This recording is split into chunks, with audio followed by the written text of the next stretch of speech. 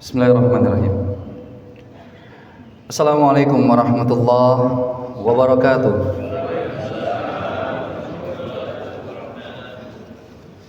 Alhamdulillah. Alhamdulillahi ala kulli ni'mah. Alhamdulillahi ala kulli sihah. Alhamdulillahi ala kulli afiyah. Walhamdulillahi insyaallah bi husnil khatimah. Assalatu wassalamu ala Rasulillah. Allahumma salli wa sallim wa barik ala sayyidil mursalin wa imamul abidin nabiyinal karim Muhammad sallallahu alaihi wasallam wa ala alihi wa ashabihi ajmain, amma ba'd. Allahumma inni as'aluka ilman nafi'an wa rizqan thayyiban wa amalan mutaqabbala. Hadirin jamaah salat subuh Masjid Al-Ikhlas yang semoga Allah senantiasa memuliakan kita dengan sebaik-baik kemuliaannya. Ada yang menarik yang terkadang kita lupakan dalam cara menikmati sesuatu. Ya, semisal kalau ada sajian makanan Bapak Ibu, makanan itu nikmat, tapi terkadang kita tidak tahu cara yang paling nikmat untuk menikmati makanan itu. Contoh, Bapak Ibu terbiasa makan mie itu pakai satu cara, tapi di satu restoran akhirnya makanan mie itu atau ramen atau spaghetti atau apapun bentuknya itu ternyata memiliki cara yang berbeda sebagaimana di rumah kita menikmati mie. Biasanya Pak, kalau menikmati mie pakai apa? Pakai apa biasa Pak? Sendok, garpu atau sumpit Pak? Ya, beda-beda kan ya. Tapi masalahnya ketika kita kemudian di rumah pakai sendok, pas di restoran nggak ada sendok, adanya cuma sumpit. Nah, kata mereka, cara menikmati aslinya menikmati mie itu dengan sumpit. Sehingga ada cara-cara untuk menikmati sebuah sajian, dan itu memiliki biasanya standarnya. Nah, sama halnya ketika kita ingin menikmati bulan Ramadan, ternyata Allah sudah hadirkan di antara cara-cara itu ada satu cara yang terkadang kita lupakan.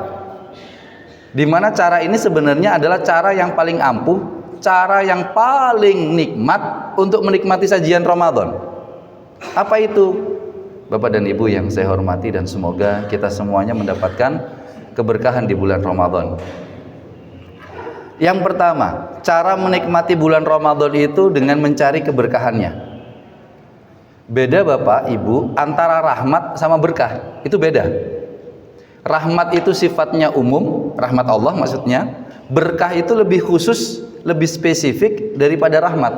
Contoh, rahmat Allah itu dengan kasih sayangnya kita dapat sehat. Maka izin bertanya pada Bapak Ibu, kabarnya pagi hari ini, Bapak Ibu kabarnya hari ini sehat atau sakit? Alhamdulillah sehat. Pertanyaan saya, Bapak Ibu sehat wal afiat atau sehat wal maksiat? Loh, ini tolong dijawab ini Pak. Ya? Wal afiat. Afiat itulah yang disebut dengan berkah. Kalau sehat, semua orang sehat Pak. Insya Allah yang di luar masjid sehat. Tapi panjenengan menggunakan sehat itu untuk afiat. Nah, afiat inilah cara kita menjemput berkah. Sehatnya rahmat Allah, afiatnya itu kita menjemput berkah. Nah, kita tahu di bulan Ramadan ini paling banyak adalah sajian keberkahan. Maka selalu kita kaitkan keberkahan bulan Ramadan. Jarang kerahmatan bulan Ramadan. Karena sifat berkah itu khusus bagi mereka yang mau mengambil saja. Jadi yang kita cari ini adalah berkah. Dan menariknya berkah itu adalah ziyadatul khair. Dalam bahasa apapun itu, dalam kitab-kitab klasik, arti berkah itu ziyadatul khair, bertambahnya kebaikan-kebaikan. Nah, menariknya, baiknya di sini tuh kata khair. Tidak menggunakan kata hasan. Hasan artinya apa Pak? Ada nama Pak Hasan? Apa artinya? Baik kan? Apa bedanya sama khair? Khair juga baik. Izin, ada Pak Ma'ruf di sini Pak. Apa artinya ma'ruf? Ma'ruf artinya apa? Ma'ruf amin gitu. Oh enggak, ma'ruf itu artinya juga baik. Thayyib baik. Khair, hasan, ma'ruf, thayyib, bahasa Arabnya diterjemahkan bahasa Indonesia cuma satu, baik. Kan aneh, 4 kata diterjemahkan satu kata bahasa Indonesia, baik. Padahal 4 kata ini artinya baik tapi berbeda-beda. Kalau khair itu kebaikan yang selalu menggunakan standarnya Allah, bukan kita manusia. Kalau kita manusia itu pakai kata hasan. Makanya orang baik bahasa Arabnya apa? Muhsinin. Apa Bapak Ibu? Muhsinin. Nggak ada mukhairin. Orang baik itu pasti muhsinin. Kenapa pakai kata hasan? Hasan itu standarnya manusia. Kalau thayyib itu kebaikan yang kita bisa indra. Makanya biasanya kata thayyib dikaitkan sama makanan minuman, halalan thayyiban. Kalau ma'ruf, kebaikan yang distandarkan oleh kebiasaan kita keseharian, tradisi, adat dan lain sebagainya. Nah, kembali berkah itu menggunakan kata khair. Apa itu? Kebaikan yang selalu distandarkan kepada aturan dan ukurannya Allah. Maka banyak hadis ataupun ayat yang selalu menggunakan khair itu dikaitkan sama Allah. Ya contohnya yang sering kita ucapkan sehari-hari, jazakumullah khair. Ada Allah, ada khair. Dalam hadis misalnya, man yuridillahu bihi khairan, ada Allah lalu ada khair. Nah, hadirin Bapak Ibu, maka di bulan Ramadan ini yang kita cari dengan kemampuan kita mendapatkan rahmat Allah, kita pakai untuk nyari berkah, itu adalah dengan cara kita mendekat kepada Allah. Karena berkah itu turun ketika kita manfaatkan apa yang kita miliki itu untuk mendekat kepada Allah. Dan maka kenapa di bulan Ramadan itu kalimatnya selalu berkah, yang tadi kami sampaikan. Karena di bulan Ramadan kita dibuat Allah mudah, enggak, dibuat Allah ringan untuk mendekat kepada Allah. Ringan Bapak Ibu. Makanya coba perhatikan Pak.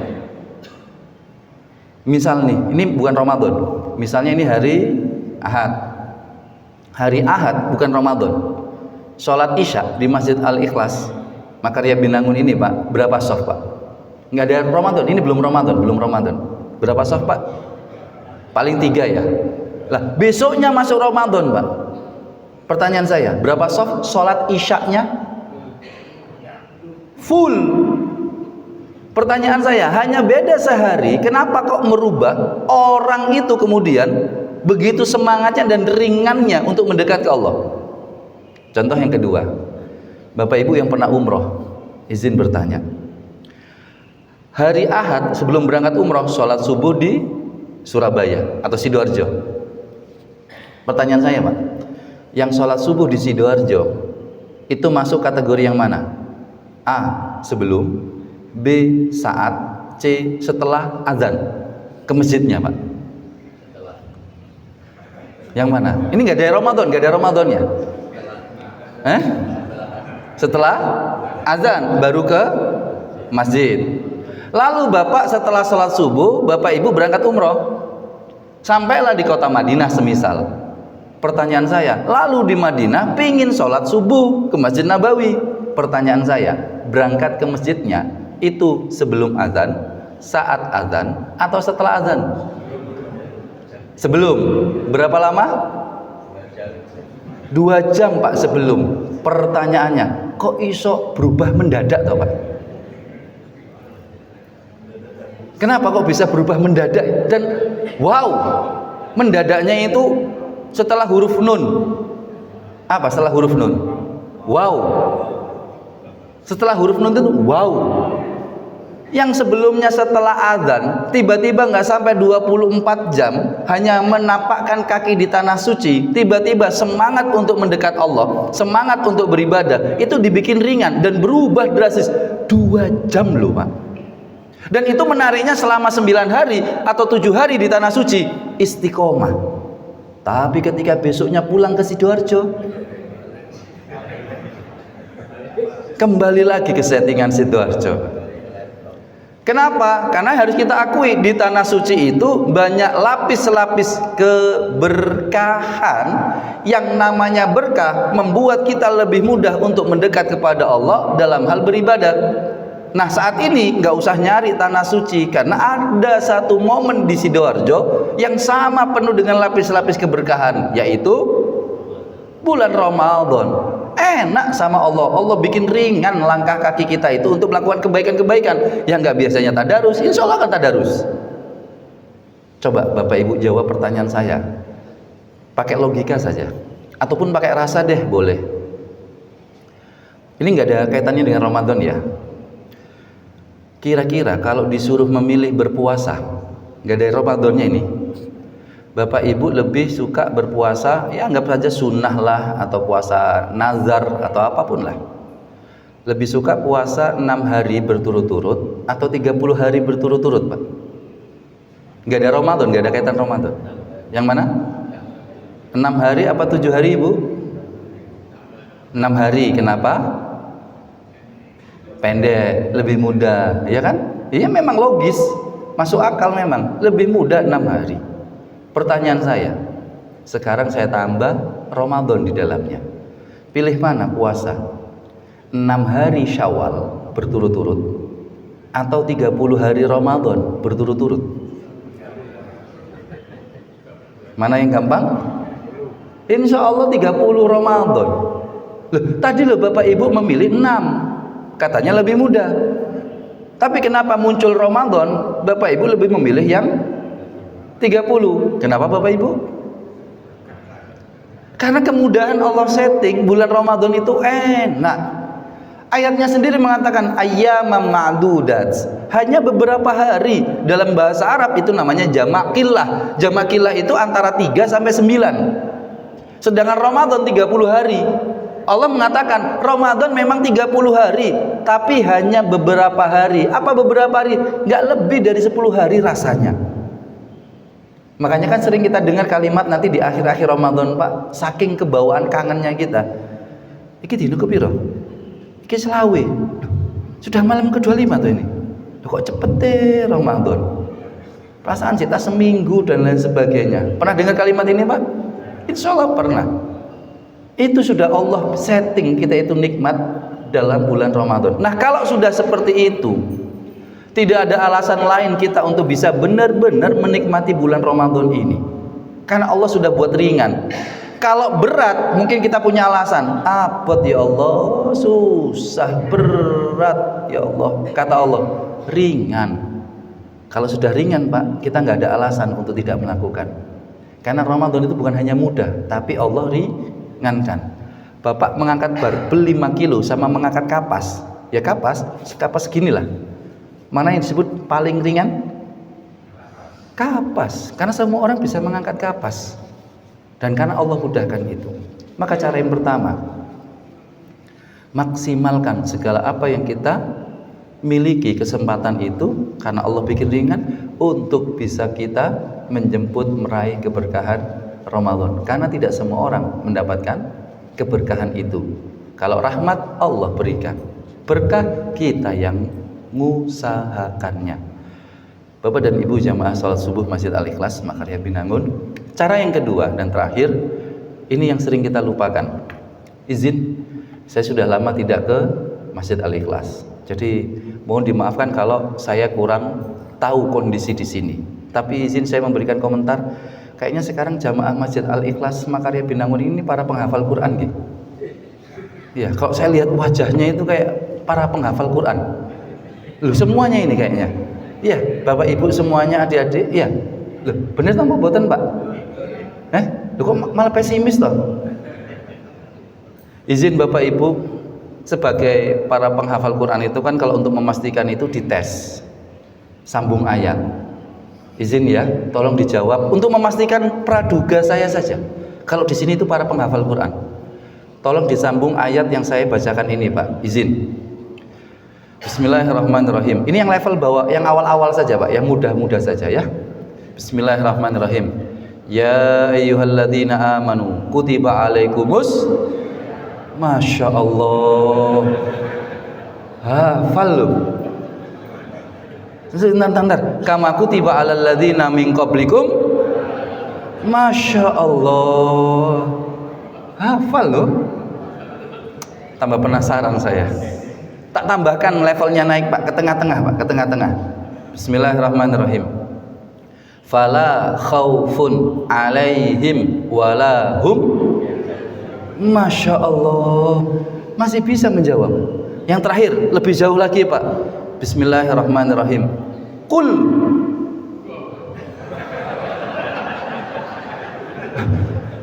Loh kok nggak bisa jawab toh Pak? Kok tertawa? Kok nggak bisa jawab? Saya ulangi lagi. Qul. Masya Allah. Benar ternyata ya praduga saya panjenengan hafal Quran. 3 soal bisa dijawab loh.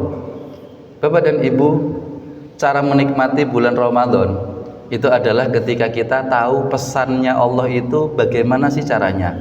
Bapak Ibu insya Allah tahu. Kenapa?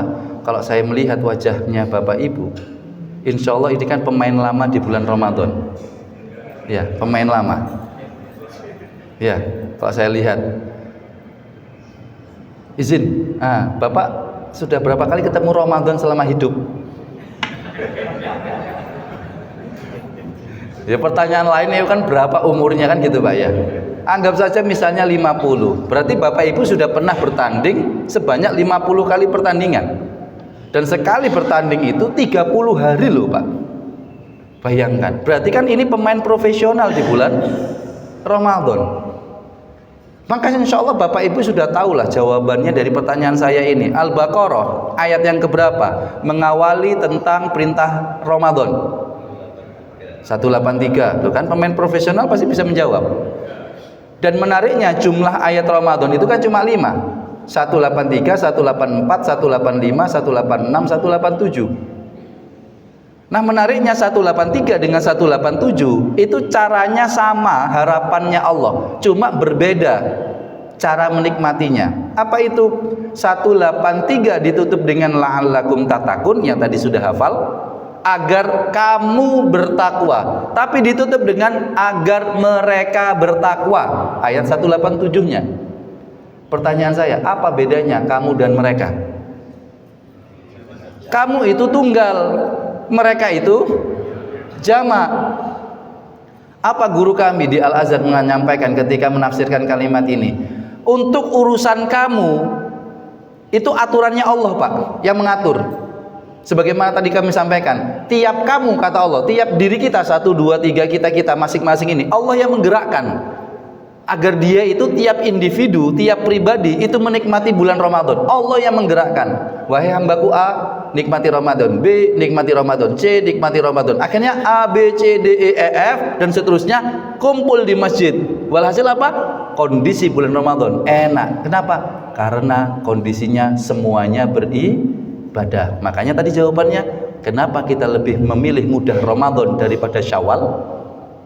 Apa karena alasannya Pak? Karena sama-sama. Karena sama-sama. Nah, kamunya itu tiap individu Allah yang menggerakkan hatinya untuk menikmati Ramadan. Nah, tinggal kitanya ini yang untuk memilih kebersamaan. La'allahum yattaqun. Kita yang mempererat kebersamaan itu. Maka cara menikmati Ramadan yang paling sering dilupakan itu tentang cara menikmati dengan kebersamaan. Minimal dalam skup keluarga. Makanya Bapak Ibu perhatikan ayat ke-187-nya itu langsung tentang suami istri. Konteksnya, kondisinya, hubungannya antara suami istri di bulan Ramadan. Maka cara menikmati bulan Ramadan yang paling sederhana, jangan nikmati sendirian. Minimal bersama pasangan, kalau bisa bersama seluruh keluarga. Kalaupun ada yang LDR, LDM, yang terpisah karena tugas, tetaplah waktu buka puasa ya video call lah. Mohon maaf, kalaupun ada masalah, ada problem, ada konflik, cobalah tahan ego, nikmati Ramadan bersama-sama. Kenapa? Karena Ramadan kita sebut berkah. Nah, berkah itu namanya solusi, Pak. Kalau kita butuh solusi, Allah sudah hadirkan solusi di depan kita, kita nggak mau ngambil solusi itu, apa yang terjadi, Pak? Kita zalim. Saya haus nih, misal Untungnya saja tidak Pak, karena barusan selesai minum kan. Misal nih, saya haus, ini ada minuman Pak, ini saya butuhkan, ini solusi dari kehausan saya, tapi nggak saya minum-minum. Apa yang terjadi pada diri saya? Saya menyakiti diri saya sendiri. Bulan Ramadan itu penuh berkah. Berkah itu solusi Pak. Kata Allah, kamu kan butuh solusi. Nih Ramadan, kamu tak sehatkan Ramadan, kamu ketemu dengan Ramadan, umurmu saya panjangkan, sehat, afiat. Tapi kenapa nggak kamu ambil Ramadan itu untuk solusi? Kita sedang menyakiti diri kita sendiri kalau tidak menikmati Ramadan. Maka yang sering kita lupakan adalah keberkahan itu solusi. Dan saya sudah sering membuktikan ini. Mereka yang sedang ada konflik sebelum Ramadan, saya minta maksimalkan. Cobalah ngalah dulu, satu dengan yang lainnya semuanya ngalah, nikmati kebersamaan. Meskipun budal bareng meneng-menengan, gak ono masalah. Yang penting budal bareng. Nggak enak Ustaz, lo nggak enak, iya sudahlah berangkat saja. Kenapa? Urusan antar kita itu kan bukan urusan akal Pak. Saya dengan istri saya berbeda pendapat. Apa yang saya lakukan? Perbedaan pendapat itu bukan untuk memenangkan akal. Kita kan memenangkan hati. Dan siapa pemilik hati? Allah. Surat Al-Anfal itu. Allah yang yuqallib, merubah hati kita. Maka nanti biarkan bulan Ramadan yang nanti akan melemah lembutkan, menerima kesalahan, membasuh luka dan lain sebagainya. Namun kebalikannya nih, kalau ada orang di bulan Ramadan hidupnya malah membuat tidak nyaman, maka jangan salahkan Ramadan, salahkan caranya dia menikmati Ramadan. Itu yang salah. Kenapa? Coba kita lihat 187-nya Bapak Ibu, pesannya.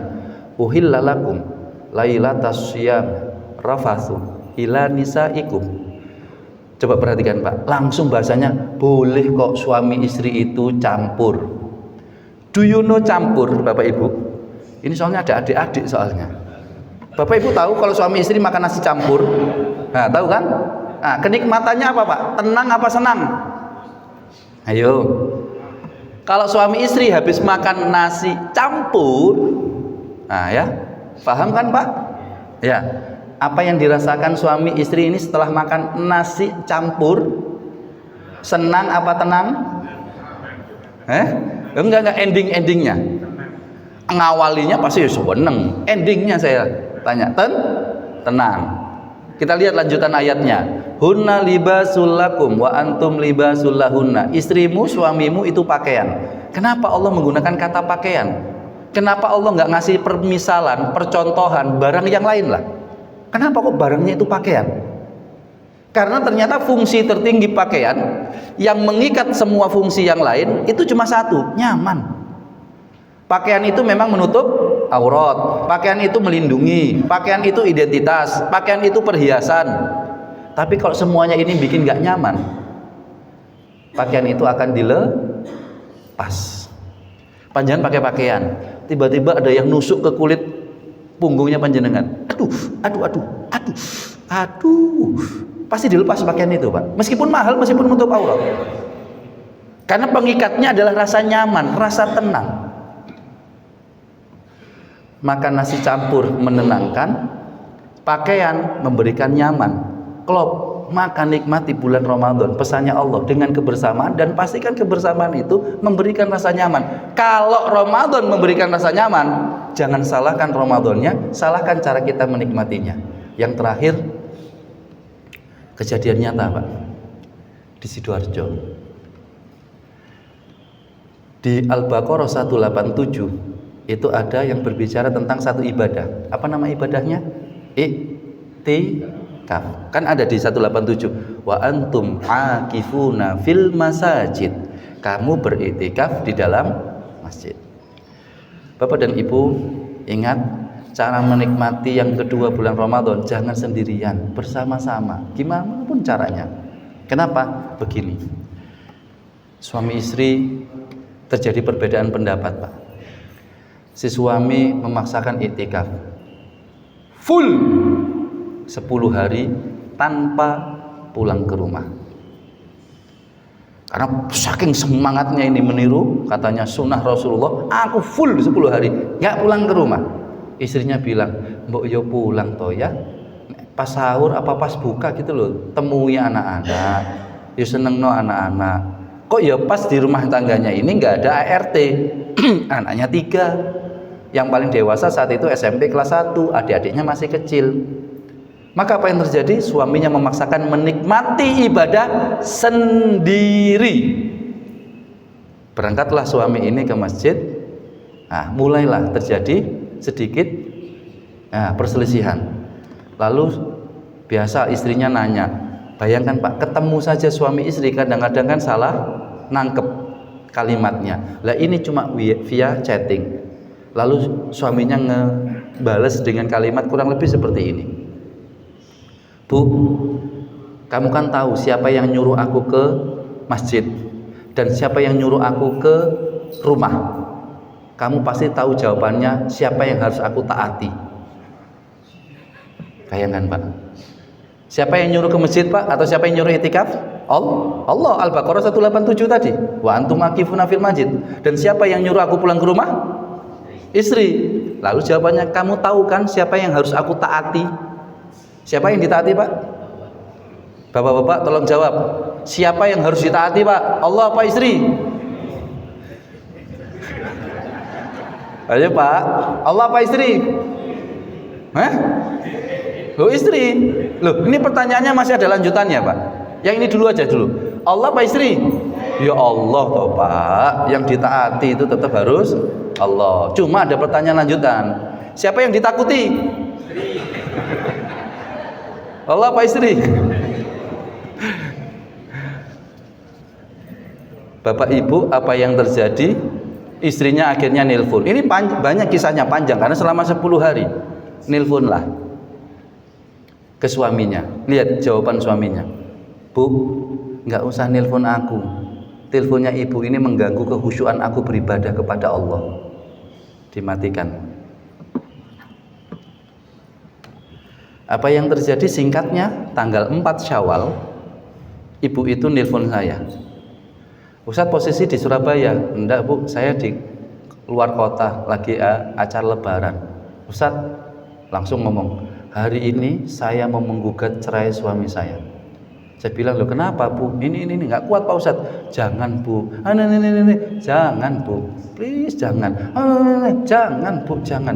Lalu ibu itu nanya, Ustadz kenapa sih Ustadz kok melarang saya menggugat suami saya sehari ini? Iya Bu, soalnya tanggal 4 PA Sidoarjo belum buka Bu. Kan belum buka Pak, masih liburan lebaran Pak. Apa yang terjadi setelah buka, ibunya menggugat suaminya, maka terjadilah perceraian. Ini tahun 2024. Dan menariknya Sidoarjo tahun 2025 kan angka perceraian naik Pak, 3.418 kasus.